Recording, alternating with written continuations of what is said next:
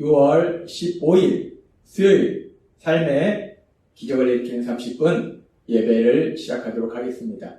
하나님께서 오늘 우리에게 주신 말씀은 갈라디아서 3장 21절에서 24절까지 말씀입니다. 이 말씀 제가 봉독하도록 하겠습니다.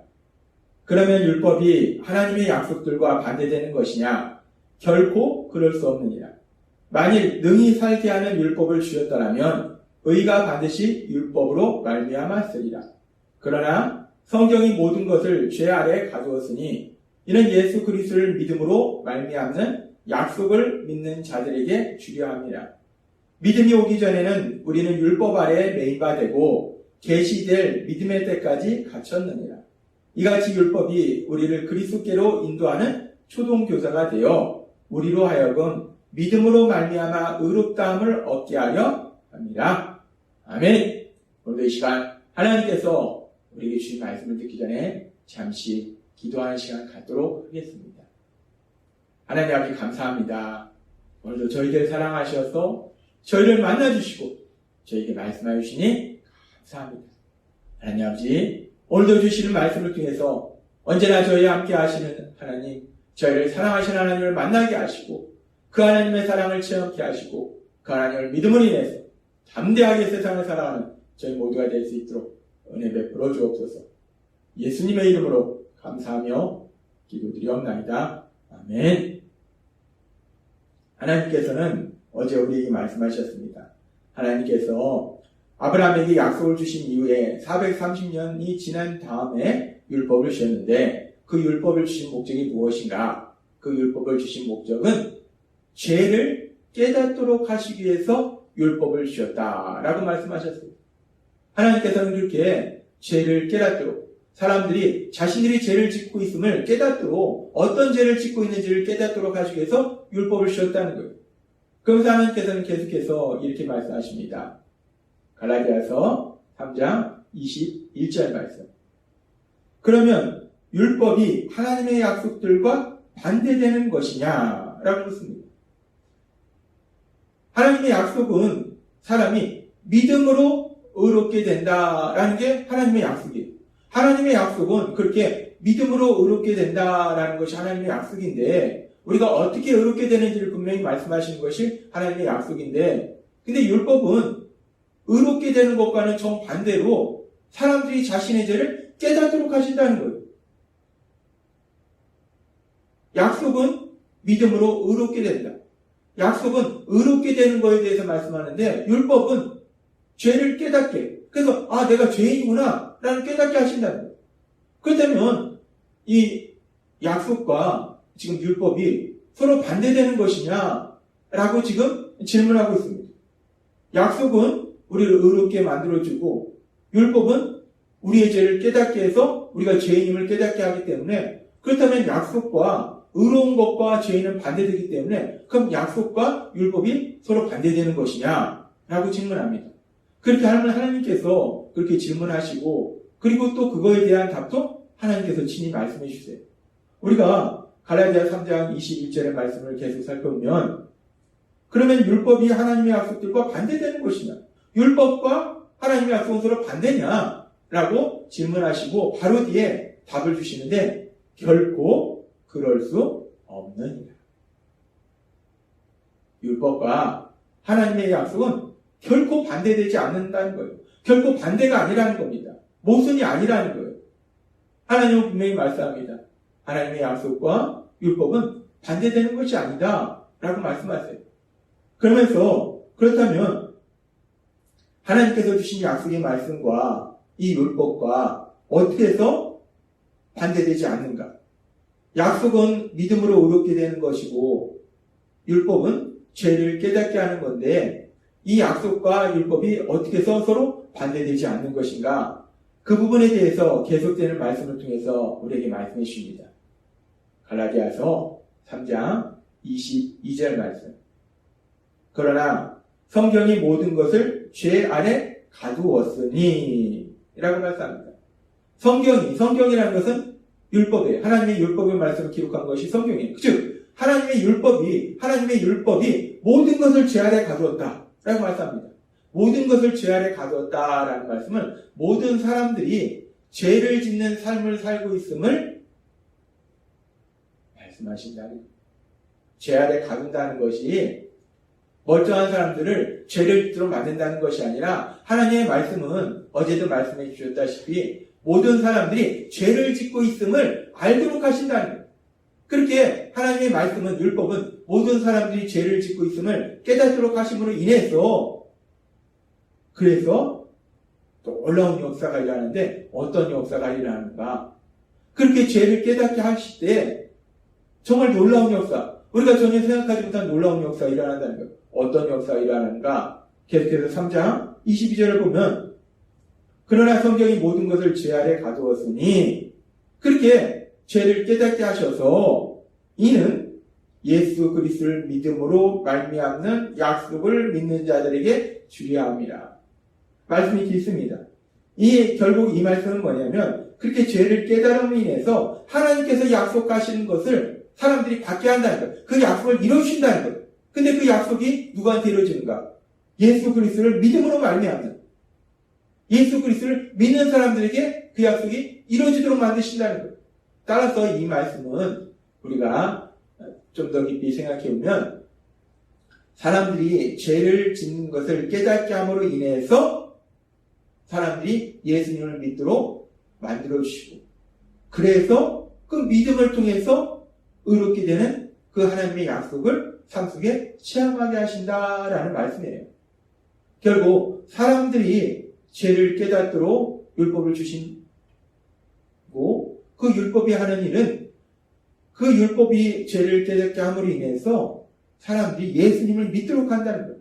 그래서 믿음으로 의롭다함을 얻도록 해서 하나님 주신 복을 누리도록 한다는 겁니다.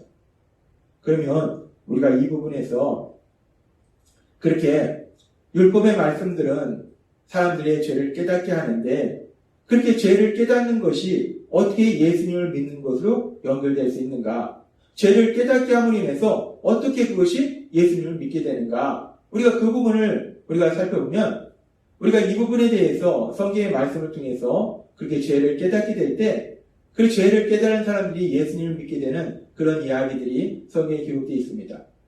그 대표적인 이야기로 사도행전 2장에 보면 오순절날 성령님이 예수님을 믿는 사람들에게 임하십니다.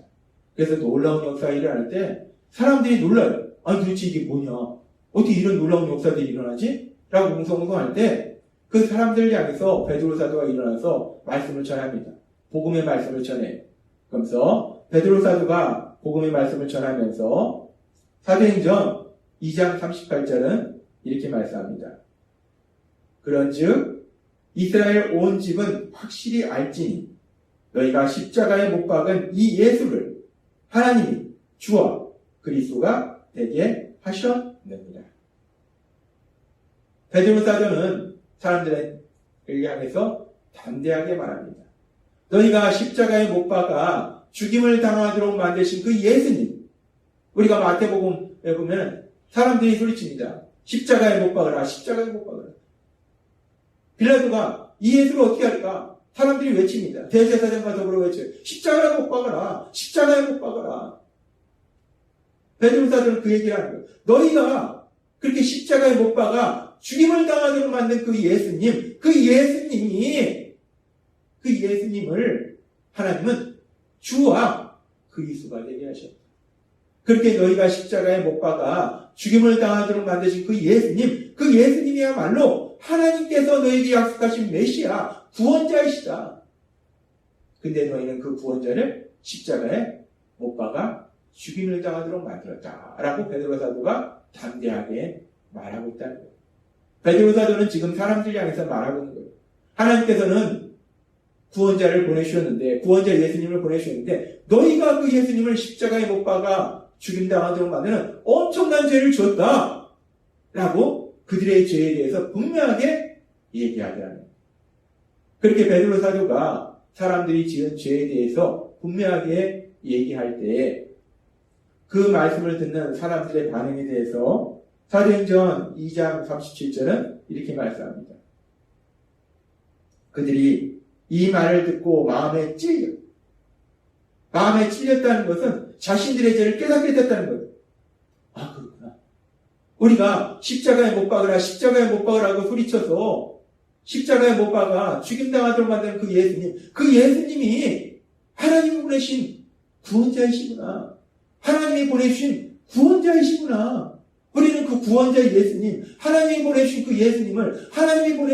그 예수님을 우리가 십자가에 못 박아 죽임을 당하도록 만들었구나. 아, 우리가 엄청난 죄를 졌구나. 우리가 너무나 큰 죄를 졌구나. 마음에 찔렸다는 것은 자신들이 지은 죄를 깨닫게 됐다는 거예요. 그렇게 사람들이 자신들이 지은 죄를 깨닫게 될 때 계속해서 이렇게 사람들은 이야기합니다. 마음에 찔려 베드로와 다른 사도들에게 물어이르되 형제들아 우리가 어찌할꼬 하거나 형제들아 우리가 어찌할꼬.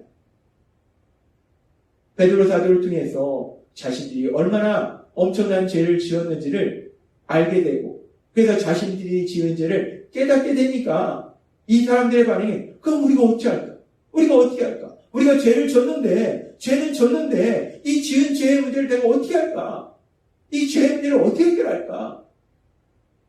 자신들이 지은 죄를 깨닫게 되니까 그 죄의 문제를 해결해야 될 필요성이 절실히 느껴지더라. 그렇게 그들이 자신들이 지은 죄를 깨닫게 되니까 그 죄를 해결해야 될 필요성을 절실히 느끼게 되고 그래서 이제 베드로 사도에 계속되는 말처럼 그들이 자신들의 죄를 회개하고 예수님을 구주와 주님을 믿는 놀라운 역사가 구원의 역사가 일어나더라.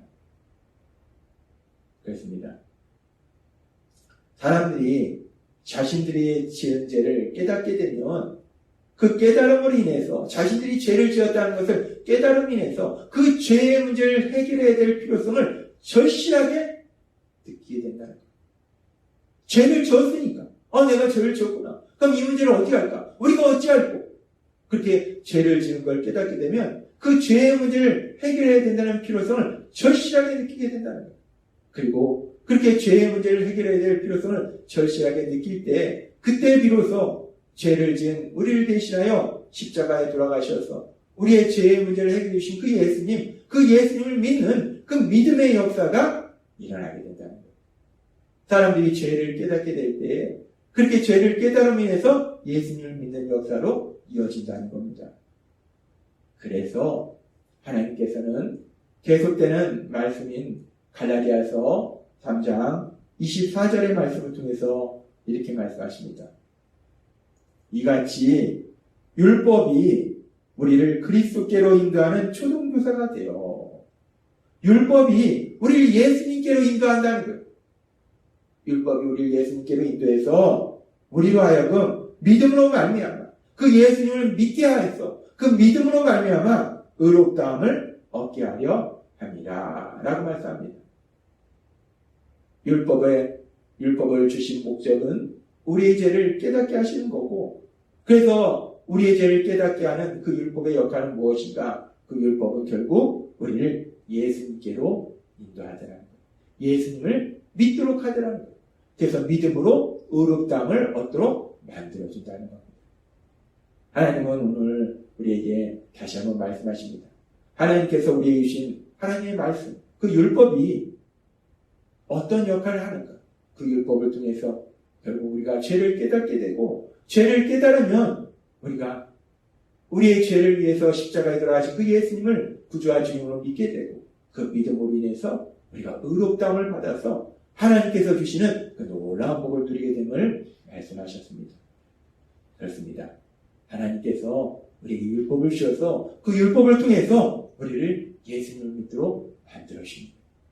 우리가 그 하나님의 말씀을 들을 때 그 하나님의 말씀을 통해서 어제도 말씀해 주셨다시피 우리가 짓는 죄를 깨닫게 되고 그러면 우리가 우리의 죄를 위해서 십자가에 돌아가신 그 예수님을 믿게 되고 그 믿음을 통해서 우리는 의롭다함을 받아서 하나님께서 예비하신 그 놀라운 복을 누리게 될 걸 믿습니다.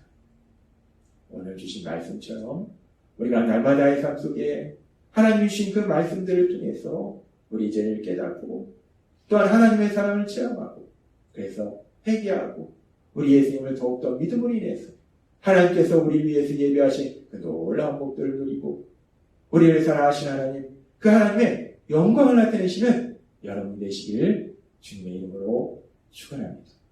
기도하겠습니다. 하나님 아버지 감사합니다.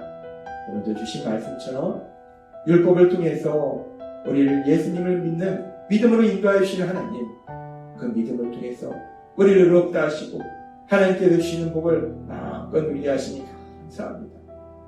그렇게 하나님이 주신 그 말씀을 통해서 예수님을 믿고 믿음을 통해서 하나님이 주신 복을 마음껏 누리는 저희 모두가 될 수 있도록 은혜 베풀어 주옵소서. 예수님의 이름으로 감사하며 기도드리옵나이다. 아멘. 이 시간도 하나님께서 우리 주신 말씀을 묵상하면서 조용히 기도하는 시간 갖도록 하겠습니다.